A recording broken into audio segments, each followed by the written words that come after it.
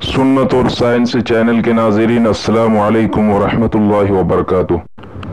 दोस्तों, आज हम बात करने वाले हैं ख़वातीन की नमाज और उसके साइंसी हक़ाइक़ के बारे में। अल्लाह तबारक व तआला ने नमाज में बेशुमार खूबियाँ रखी हैं और दफ़ाए अमराज का सिस्टम भी रखा है। अगर कोई सही तरीके से शरीयत के मुताबिक नमाज पढ़ता है तो ही वो उन खूबियों को हासिल कर सकता है, वरना नमाज में भी उसको नुकसान उठाना पड़ेगा। जैसे औरतों को शरई हुक्म है कि वो सजदे में कोहनियों को न फैलाएं, बल्कि कोहनियां बदन के साथ लगी रहे। ये हज़रत अली रज़ी अल्लाह ताला अन्हु का भी कौल है और बहुत सारे सहाबा इकराम रिज़वानुल्लाह ताला अलैहिम अजमईन का भी कौल है, क्योंकि ऐसा करने से औरतों के आसाब, दूध पैदा करने वाले गुदूद, सीने के आसाब और हुस्न निस्वान पर बहुत गहरे असर पड़ते हैं।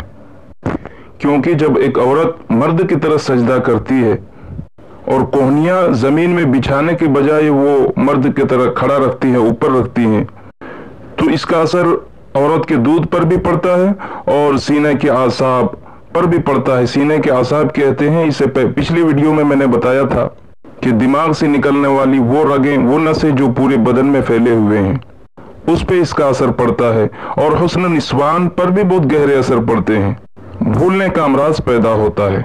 बिल्कुल यही कैफियत सजदे में रानों को जुदा न करने की है, क्योंकि अगर औरत शरई हुक्म के मुताबिक सजदा करेगी तो वो बेशुमार निस्वानी अमराज से महफूज रहेंगी, वरना ऐसी पोशीदा निस्वानी अमराज पैदा होती है जो जिंदगी के लिए वबाल जान बन जाती है।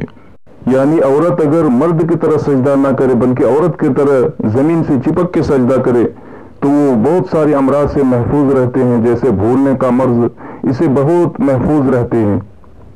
और अगर मर्द की तरह औरत सजदा करने लगे, कमर को उठा के सजदा करे, तो उससे बहुत गहरे असर पड़ते हैं, उसकी निस्वान पर भूलने का अमराज पैदा होता है।